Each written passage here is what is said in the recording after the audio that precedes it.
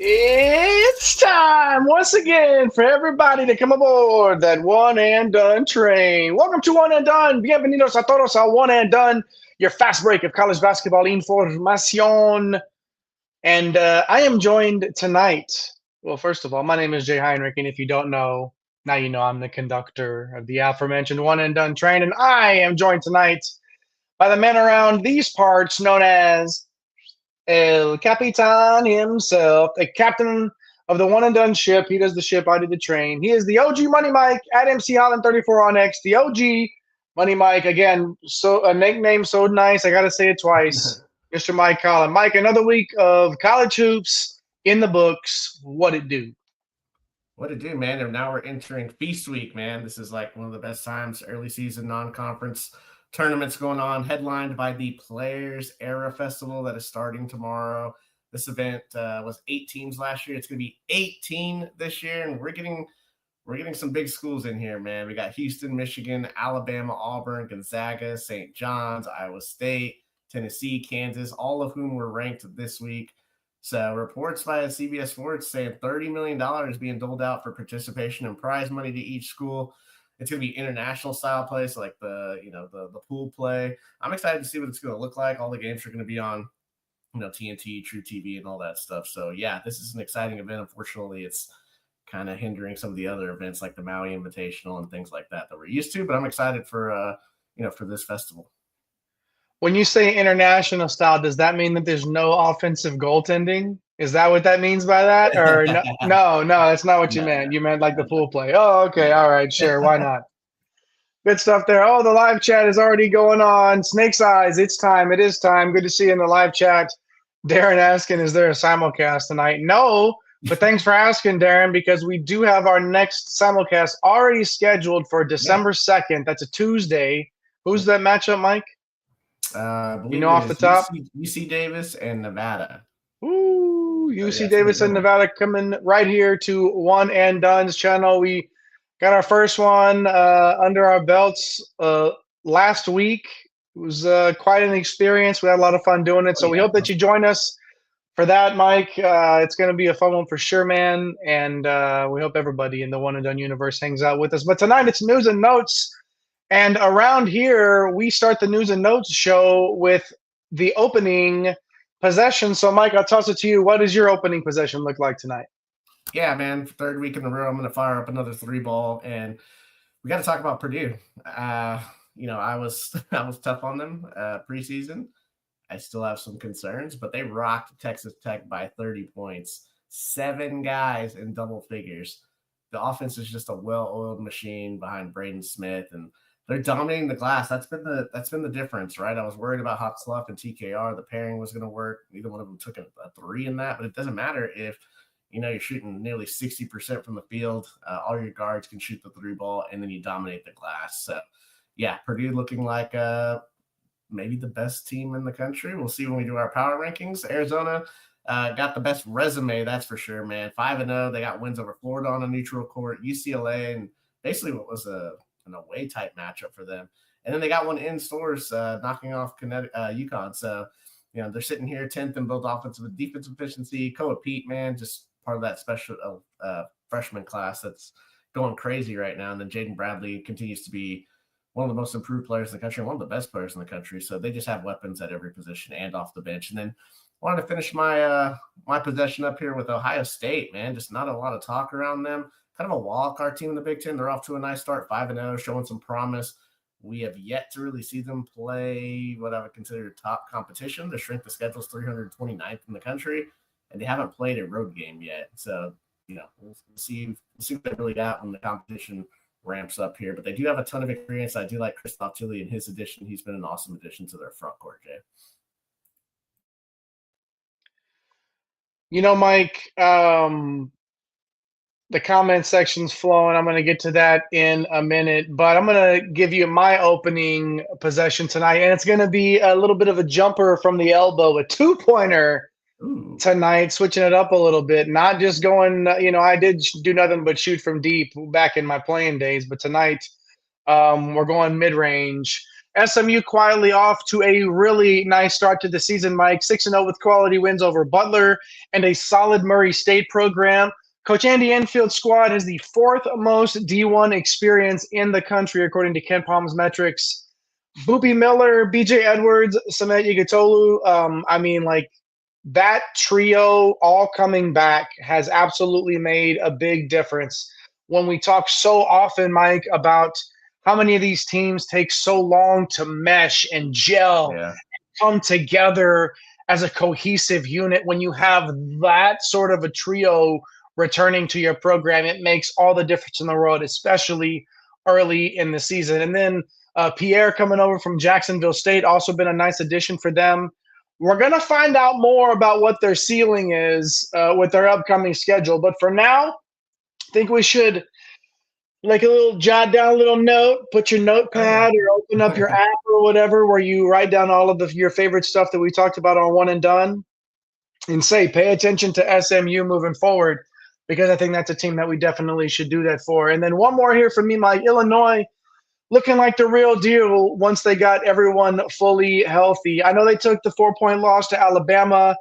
We're super high on Alabama around here on One and Done, so we're not going to hang our heads about that. We're not going to get our daubers down about how we feel about Illinois because they lost to Alabama. Big T, Thomas Slav, still working his way back into shape from an injury for Illinois. Petrovic, obviously the international point guard, he's finally cleared, starting to get a little bit of run. We haven't seen this ceiling yet. This is not a team that's peaking early. They're going to continue to evolve and grow and gel as the season progresses. And this is a team with such a high ceiling once they get some games going and their rotation set. The Illini and SMU are two teams from me, Mike, that I feel like we make sure we will be paying attention to in the next few weeks. No love for the Hoosier Snake.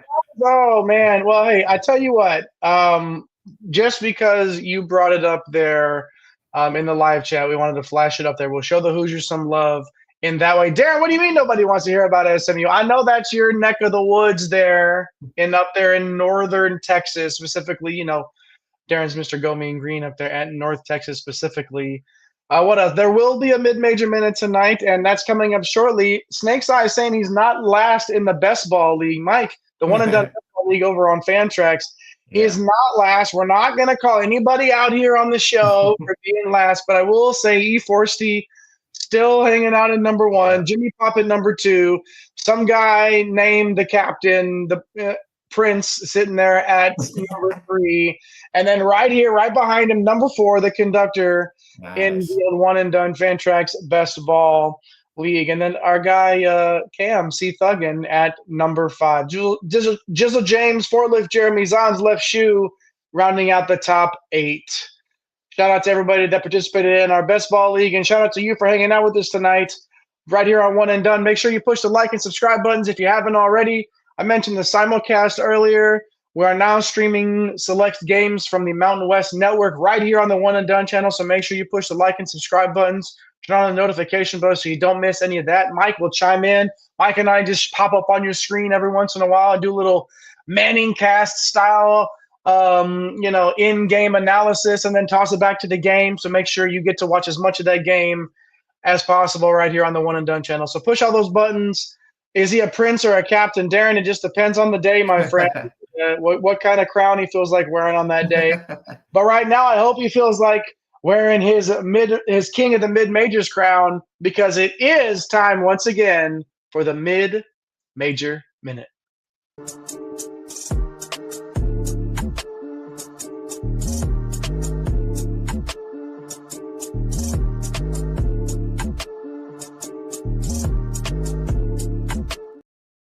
All right, we are back for the Mid-Major Minute and taking a spotlight of 3 mid-major conferences. We wanted to dive into the MAC first and talk about Miami of Ohio. The Redhawks, they are 5-0.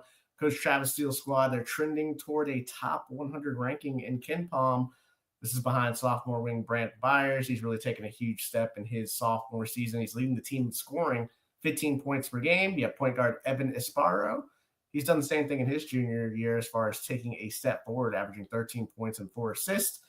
And what we've seen in the MAC over the last 7 to 8 years has typically been Akron, Toledo, Kent State winning the regular season title or winning the conference tournament title. But I think we see Miami of Ohio make a push here just kind of based on what we've seen in the first month. We'll slide on over to a conference that we talk a lot about here because we really love what we've seen from the Big West over the last couple of years. We got UC San Diego Tritons there 4-0. Eric Olin left for New Mexico, and new head coach Clint Allard has picked up right where he left off. And if you had former FAU and Lynn University transfer Leo Beath as a breakout player, then congrats. He's averaging 17 points while shooting 41% from three. Also, Hawaii transfer guard Tom Beatty. He's been really good, averaging 15 points and just over 3 assists. So the Tritons are looking sharp and looking like a player in the Big West. Then we're going to finish up the mid-major minute with the SoCon.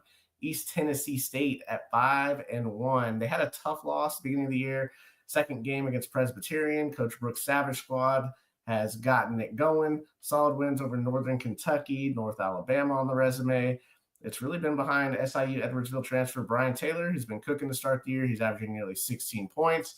Veteran forward UMass Lowell transfer Cam Morris is also averaging nearly 16 points per game. So we're going to find out a lot more about East Tennessee State when they have these matchups with Dayton and South Alabama coming up. And we'll see if they can be a major player in the SoCon. So that'll wrap it up for this week's edition of the Mid-Major Minute.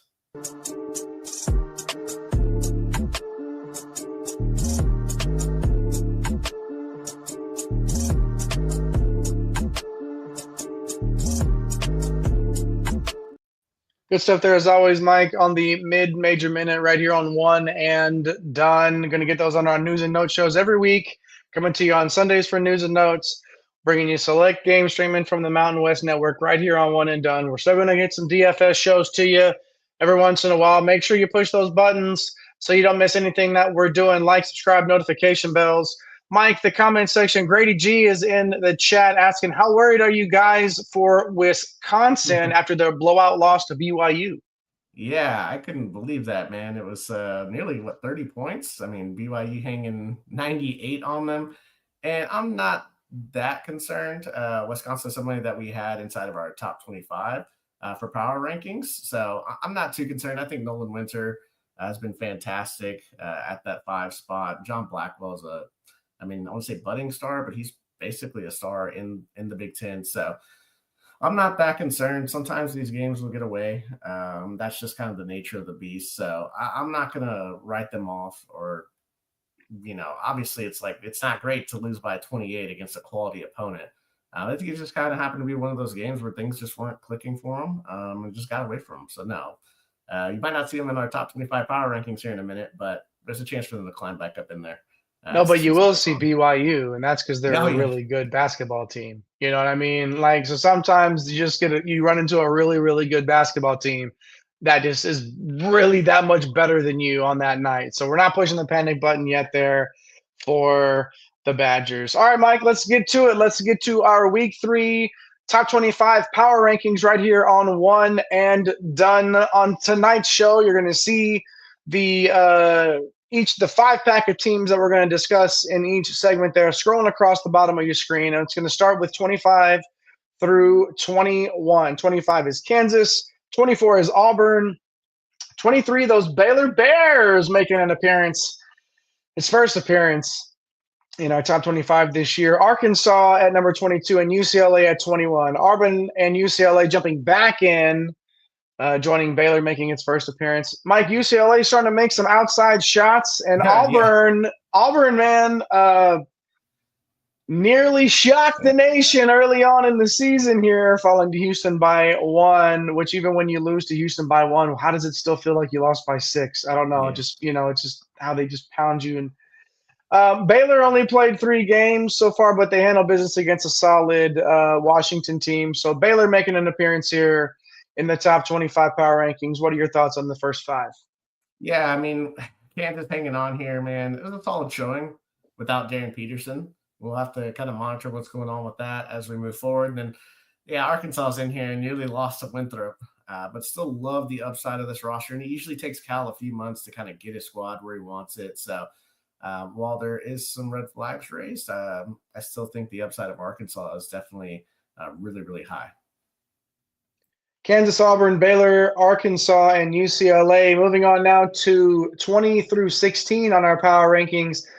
All of these teams in this tier are moving up in our power rankings, some as many as 5 spots, and that's St. Mary's just doing what they do, tough defensively, efficient offensively.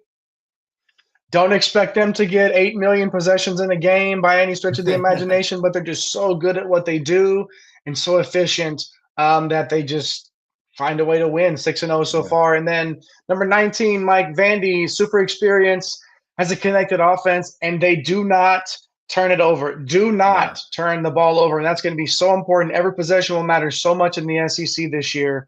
The St. Mary's at 20 and Vandy at 19. What about the other three, Mike? Yeah, I mean, you got NC State here. They got an impressive win over VCU on Monday, and they're the favorites heading into the Maui Invitational this week. And it's Sparty is Sparty, Jay. But if they make some outside shots, man, they are going to be pretty scary. And Iowa State just quietly going about their business. They demolished Mississippi State earlier in the week. So that's a team that, Coach Otzelberger, man, like he knows what he's doing, and we might be too low on them right now. We're going to have to see a little bit more, but I think they definitely have a top 10 type ceiling here. Yeah, I love Coach Otzelberger. I was shouting from the rooftops for him to be in the Coach of the Year discussion last year, and then they went ahead and lost like 4 out of their next 5. But that's the kiss of death on. That's not on him. That's my fault. Okay. Moving on to the next 5 here, as you see scrolling across the bottom of your screen, St. John's at number 15. They're able to shoot the ball this year. Mike Darling is now the starting point guard and has looked good. I'll say he's looked good. But the Johnnies have some tougher competition ahead for sure, and we're going to see how it pans out with him at the point. Yeah, that's definitely going to be key to watch. Johnny K were in here. He was he was tweeting at us or at the last show. He was saying that Darling looks great. Well, I need to see it against some tough or at least just Power 5 type competition. So we'll see. UNC, man, like just Caleb Wilson's just a star, and this Luka Bogobot's kid, man. Like those two could be a dynamic duo for them going forward. We kind of mentioned with Grady's question, talking about BYU, really impressive. Rob Wright looked excellent. AJ DeBonsa is, just special. So, definitely might be too low on BYU right now, but definitely like what we've seen from these other 2 teams. Tennessee, they haven't really been challenged, but we like what we've seen so far from them. And they take on Houston on Tuesday, and we're going to live react to that one. And then UConn there at 11, they had the tough loss to Arizona, but Terrace Reed was out. So, they still fall 4 spots, but he makes a huge difference, especially offensively for them. If you're hanging out with us on One and Done, as you obviously are on whatever viewing device, whatever platform, if you're on X right now watching us, thanks. Get over to YouTube, One and Done College Basketball, type it all in. These are a bunch of teams here that tell me who you're going to take out from in front of BYU, Mike. You know what I mean? Like, that's the thing is, like, you say we might be too low on them, but then you look, it's Tennessee, it's UConn, and then the next 5 are Illinois, Michigan, Alabama, Florida, and Gonzaga. Okay? Like, obviously, Illinois down a couple of spots after their loss to Alabama, but there's still potential juggernaut looming there. And no change for Michigan. They had the week to regroup before the Players Era tournament, so some time to sort of get everything in order from them. They should be fresh heading into that. Yeah, they're definitely going to be fresh. In that tournament, we're going to have some movement in these power rankings based on that tournament alone. So looking forward to that. Alabama, Nate Osh's schedule is the tough schedule every single year, man. 4th toughest so far. And then you got Florida here. They're looking for answers in the backcourt, trying to figure out if Lee and Flan can just try to get some synergy together. If that front court's dominant. And then the Zags, man, they look like serious Final Four contenders. We knew the front court was going to be good. But getting Tyon Grant Foster in that waiver, and then Mario St. Superi has looked fantastic, and he's taken over the starting point guard position. Yeah, and he's not going to look back either. Like, and I enjoyed playing Mario St. Superi for as cheap as we did in those DK streets for a while, and I think those days are kind of behind us now, unfortunately. But we'll pay attention to that. Obviously, in our DFS show, when are we going? Tuesday for a DFS show, Mike? We have Tuesday, the reaction show, and then reaction. That's right. No DFS this week. And then we'll have a little turkey this week and take some time to gobble families, and we'll be back the following week with a bunch of content.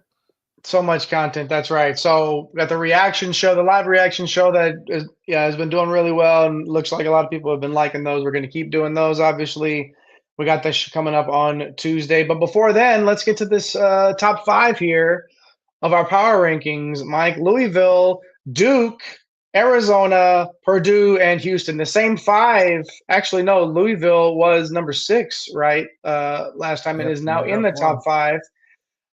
And their second test of the season, a 10-point win in sort of like a semi-away game Yeah. against Cincinnati. But yeah, Louisville 5-0 and number five in our power rankings. What about the top four, Mike, to close us out?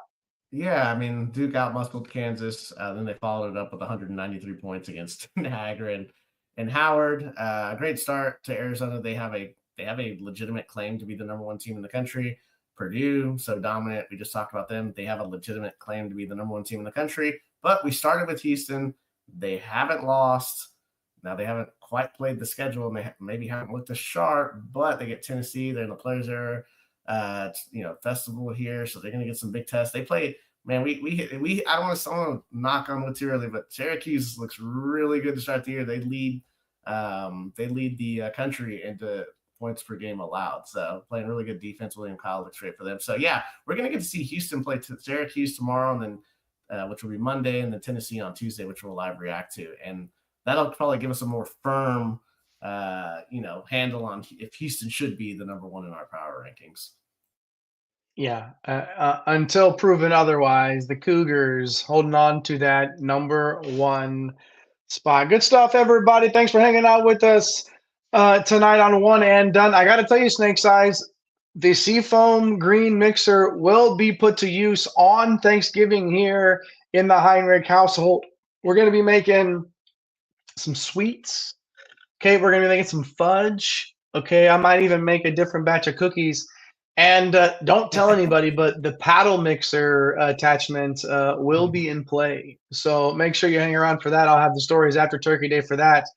But thanks for noticing, Snake's Eyes. Always good to see you in the live chat. Thanks for Darren as well for always being in there. Grady G hopping in and asking a good question about Wisconsin. Thank you so much for doing that. And we appreciate all of you for hanging out with us here Tuesday, the live reaction show. Can't wait to get to that one. Shout out to our guy at Nape C Hustle for pushing the buttons tonight. Nape, good job as always. Shout out to our guy at Fantasy Nav in those Twitter streets. Is he out in the ocean already? Like, is he somewhere? He is officially in the ocean. It's officially in the ocean. So shout out to our guy, Eric the Blue. And shout out to you for watching us here on One and Done. Push out those buttons. Don't go too far. You know, we are always around the corner with some of the best college basketball coverage that you will find on the, I don't know, maybe just the entire planet. Yeah, I would say so. Why not? Universe, I mean, I would watch us. Good stuff, everybody. Thanks for hanging out with us. That man sharing the screen with me is El Capitan himself, the captain of the One and Done ship at MC Holland 34 on X. Mr. Mike Holland. Mike, good stuff as always. I'll see you Tuesday. And hopefully we will see all of you as well for our live reaction show. Tell somebody that you love them. Take care of yourselves. And until then, my name is Jayhein, RICH. Come again. Peace.